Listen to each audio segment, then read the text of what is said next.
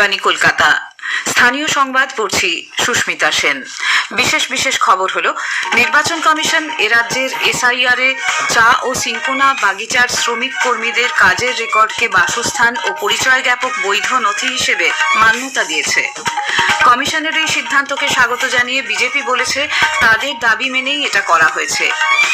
মুখ্যমন্ত্রী বিরোধী দলনেতার ওপর পরিকল্পিতভাবে আক্রমণ করিয়েছেন বলে কেন্দ্রীয় প্রতিমন্ত্রী সুকান্ত মজুমদার অভিযোগ করেছেন।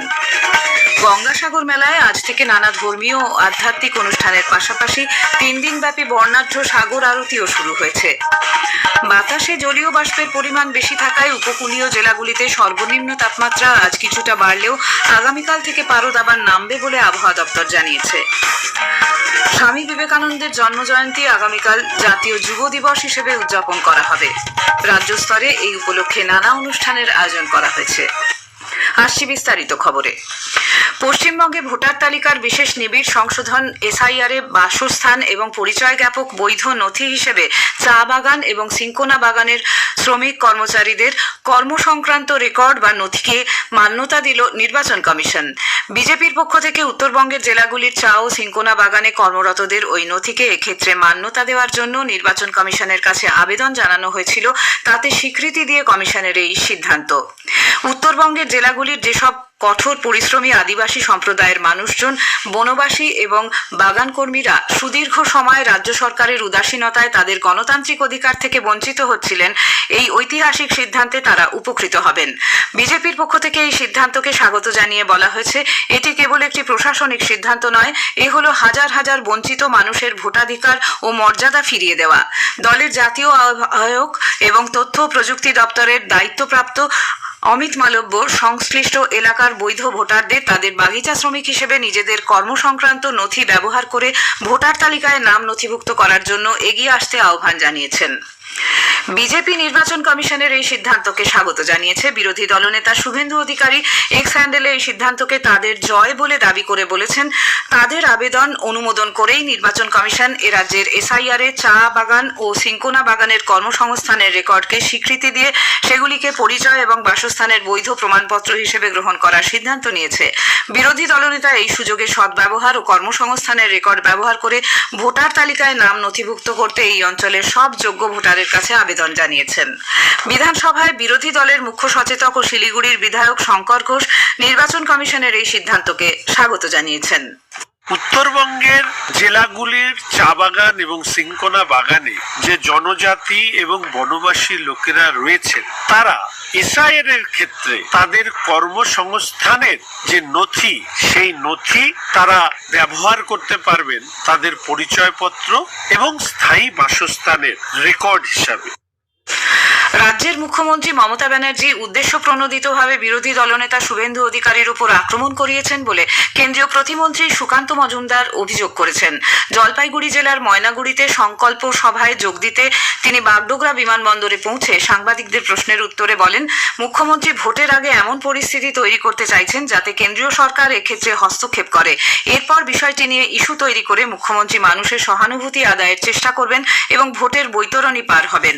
অন্যদিকে তার কনভয়ে আক্রমণের প্রতিবাদে বিরোধী দলনেতা মঙ্গলবার চন্দ্রকোনা চলোর ডাক দিয়েছেন।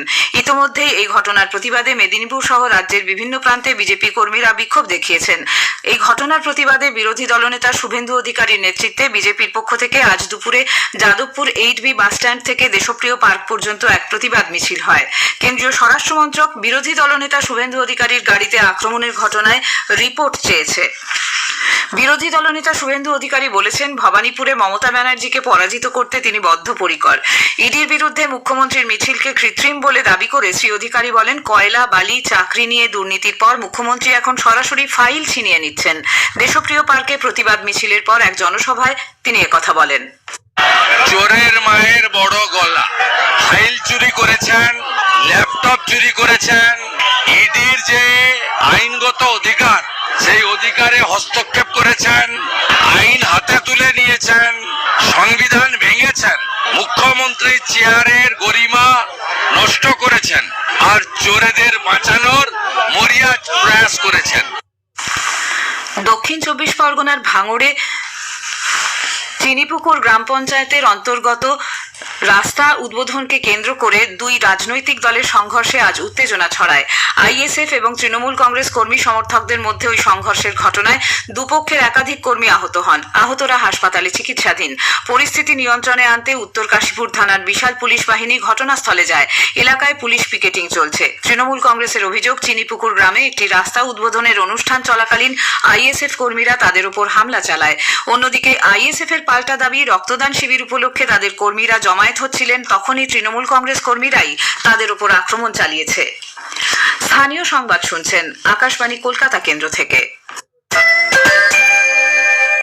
তীব্র শীতের প্রকোপ উপেক্ষা করেই ভোর থেকে গঙ্গাসাগর মেলায় শুরু হয়েছে নানা ধর্মীয় ও আধ্যাত্মিক অনুষ্ঠান। সাগরতট এলাকায় আয়োজিত সাগর প্রবচনে ধর্মীয় গুরুরা মানব জীবনে ধর্ম, নৈতিকতা ও সম্প্রীতির মূল বার্তা তুলে ধরছেন। ভোরের কুয়াশা আর কনকনে ঠান্ডার মধ্যেও সেই প্রবচন শুনতে ভিড় জমাচ্ছেন অসংখ্য ভক্ত। এবছরও মকর সংক্রান্তি উপলক্ষে গঙ্গাসাগর মেলায় ইসকন গঙ্গাসাগর শাখার উদ্যোগে তীর্থযাত্রীদের জন্য বিশেষ প্রসাদ বিতরণ শিবিরের আয়োজন করা হয়েছে।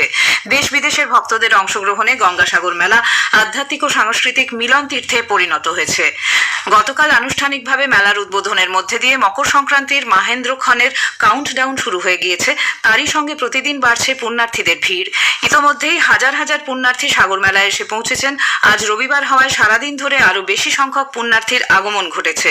পুণ্যার্থীদের নিরাপত্তা ও সুষ্ঠু ব্যবস্থাপনার জন্য আঁটোসাঁটো নিরাপত্তা বলয়ে মুড়ে ফেলা হয়েছে গোটা সাগর মেলা এলাকা।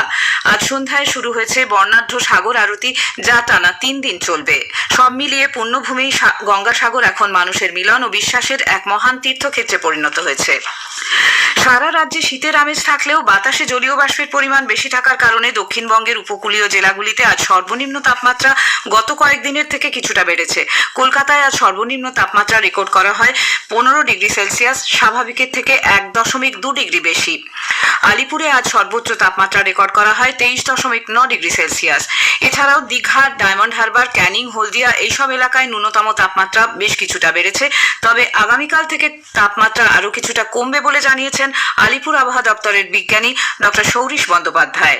সর্বনিম্ন তাপমাত্রাটা আজ সকালের দিকটায় বেশ খানিকটা বেড়ে গেছে, বিশেষ করে উপকূলের কাছাকাছি জেলাগুলো। কিছুটা মেঘলা থাকার কারণে এবং জলীয় বাষ্পের প্রবেশ বেশি থাকার কারণে সাময়িকভাবে তাপমাত্রাটা কিছুটা বেড়ে গেছে। তো আগামী দুদিনে আবার এই তাপমাত্রাটা কমে যেরকম চলছিল তার কাছাকাছি চলে আসবে। উত্তরবঙ্গের যে ঠান্ডাটা রয়েছে সেটাই কন্টিনিউ করবে।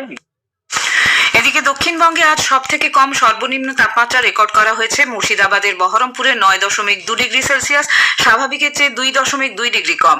অন্যদিকে উত্তরবঙ্গের সমতলে জলপাইগুড়িতে আজ সর্বনিম্ন তাপমাত্রা রেকর্ড করা হয় 8.2 ডিগ্রি সেলসিয়াস, স্বাভাবিকের চেয়ে প্রায় 2 ডিগ্রি কম। দার্জিলিং পাহাড়ি এলাকায় আজ তাপমাত্রা রেকর্ড করা হয়েছে 1.8 ডিগ্রি সেলসিয়াস। নানা অনুষ্ঠানের মধ্যে দিয়ে আগামীকাল স্বামী বিবেকানন্দের 163তম জন্মবার্ষিকী দেশজুড়ে জাতীয় যুব দিবস হিসেবে উদযাপিত হবে। রাজ্য স্তরে দিনটি বিবেক চেতনা উৎসব হিসেবে উদযাপন করা হবে।